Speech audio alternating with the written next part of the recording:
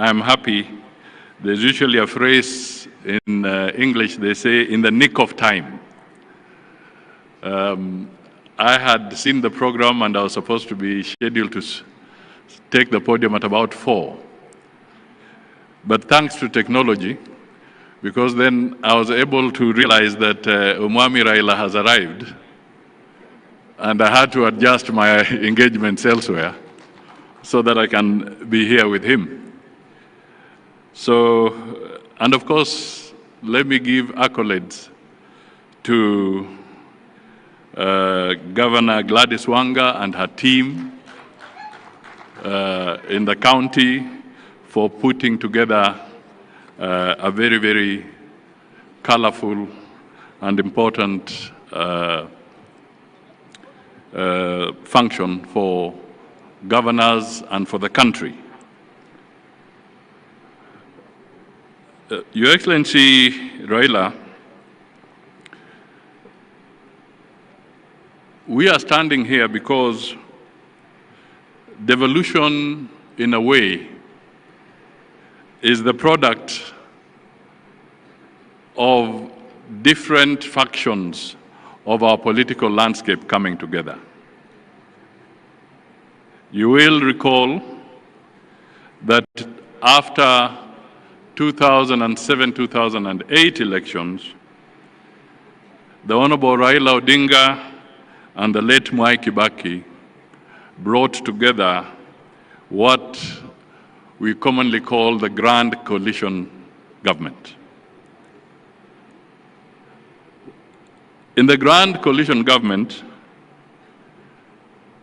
I was assigned the role of being Deputy Prime Minister and also Minister for Local Government.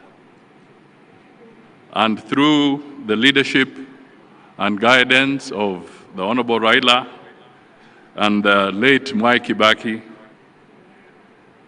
I spearheaded the sessional paper on devolved government under the Constitution of 2010, and also to ensure the 6 primary pieces of legislation to anchor the process of devolution and to have them ready on time for the general elections was a difficult task. The Prime Minister was very clear then that we must deliver on ensuring that we get to the next general election with devolution properly anchored and ready to go.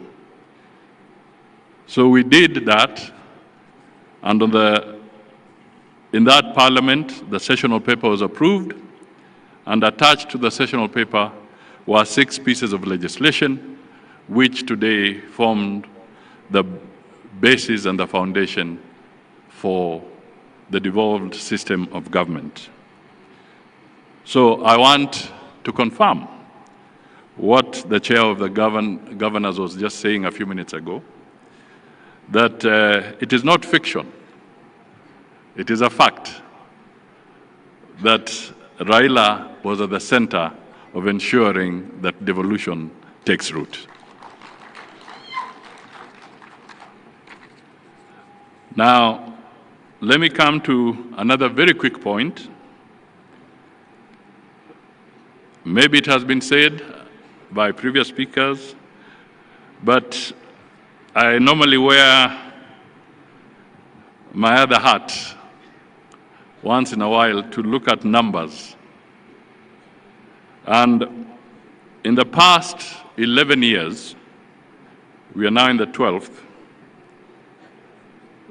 in terms of the consolidated figure of equitable share in revenue, county governments have received 3.6 trillion Kenya shillings, consolidated in the last 12 years. I will not go into the debate as to how you have utilized those resources. I think the best judges are the residents of your counties, and of course, the Auditor General, who from time to time is charged with the responsibility of scrutinizing how public resources have been utilized. Let me also highlight that through the media and previous contributors, there's been a lot of conversation around efficiency, proper utilization of resources, management of the payroll systems across the 47 countries, the effect of mismanagement to taxpayers. So I will not want to speak too much to that. But let me just highlight that we also have a record that there are about 688 delayed projects across 34 counties, valued at about 24 billion Kenya shillings. And in 33, there are also about 40 unutilized projects in 10 counties amounting to about 400 million Kenya shillings. These are issues that we need to look at. And abandoned projects, abandoned or maybe neglected. In 33 counties, we get a figure of about 20 billion worth of abandoned projects. That, again, becomes a matter of grave concern and critical action from our leaders across the board. Your Excellency, let me just pick up one more issue. Well, two more issues, really. One is that good policies are anchored on accurate and hygienic data, whether it is at the national level, at the county level, or even at sectoral level. I would want to urge that all county governments, if they can work systematically to strengthen their county statistical departments and capacity so that accurate and hygienic data can be generated so that we can have a strong basis, data-driven insights into the challenges that face all our counties. Let me also flag something that we need to address, and I mean no ill will, but I'll give a very specific example. And I speak to this because it touches on the portfolio of foreign affairs directly. Sometimes how we manage investments and foreign investments in our counties is absolutely critical. Let me give you the example of a regrettable case in Meru County involving Leopard Rock Lodge. This was a luxury ecotourism facility which was built by a French investor at a cost of 500 million shillings. In 2019, the previous county administration, I'm not talking of the current one, I'm saying the previous one. That's why I said I mean no ill will. The previous county administration officials allegedly orchestrated forceful eviction of the investor, leading to the destruction of the lodge's infrastructure within Meru National Park. The investor, a French national, had legally leased the land and invested in this facility. But because of local politics, the damage was caused. This gentleman went to court. The courts ruled in favor of the investor, awarding compensation for breach of contract and unlawful eviction. The matter escalated internationally when the French embassy raised concerns with our national government, highlighting the damage to bilateral relations and investor confidence. Ultimately, in May 2025, the national government intervened at a cost of hundreds of millions of shillings, shifting the burden to taxpayers and underscoring how local missteps can impose national costs. So I thought this forum would be important for me to make a passionate appeal to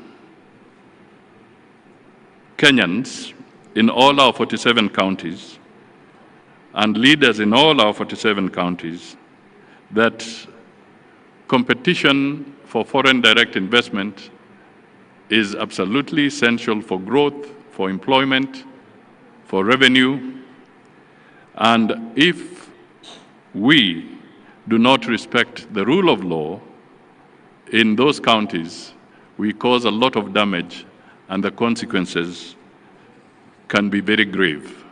So I wish to encourage that we take corrective action and ensure that investments in our respective counties are properly safeguarded. Finally, let me just talk to the issue that still remains a crisis across the board. And this is garbage collection, solid waste management. 12 years into devolution, we still grapple with huge heaps of waste, blight in our urban and rural landscapes alike, posing severe threats to public health, the environment, and indeed our national dignity. Let us look at this area carefully. Garbage is big business. It's big business. You all know it, your experts have told you about it. The question is, who is benefiting from this big business? Are we all losing? That, again, I pose as a rhetorical question to the leadership as we review our 12 years of devolution. Perhaps I may want to provoke the leadership of the Council of Governors. Perhaps, if it is not already there, perhaps we can introduce a rewarding innovation and sanctioning mechanism for counties that prove themselves in terms of waste management. Perhaps you can create awards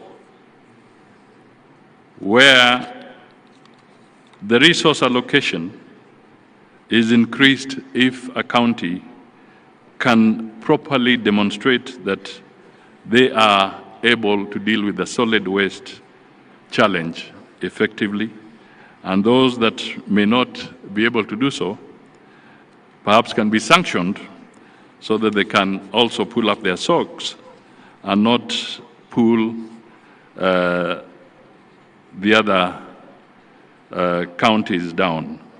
It might be, especially in this era of climate-related issues which are in vogue and which are important, maybe we should start looking for the green county of the year, the one that really steps out and is able to demonstrate that they are managing this particular challenge and in the process benefit from an elevated allocation during the revenue sharing mechanism.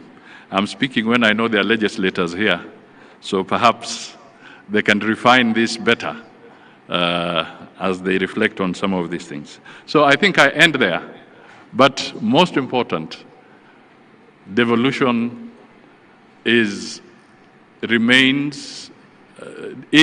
remains the most critical innovation within Kenya's constitutional framework.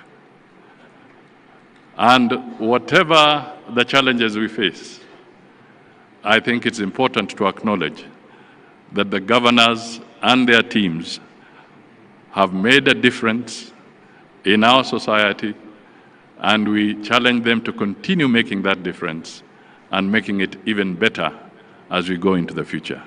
Thank you for listening to me.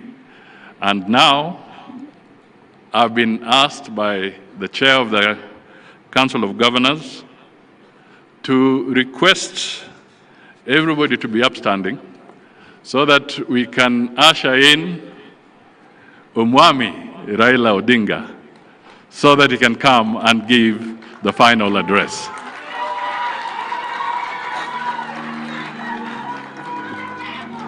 Kama kuna wimbo weka juu.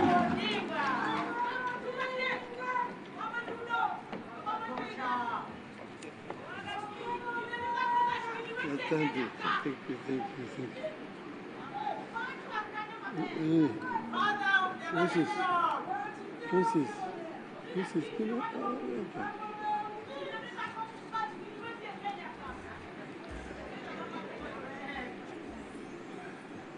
Asante. Thank you very much. You may be seated. The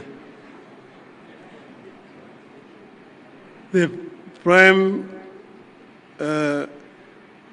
Cabinet Secretary, Mwana wa Ana, my friend,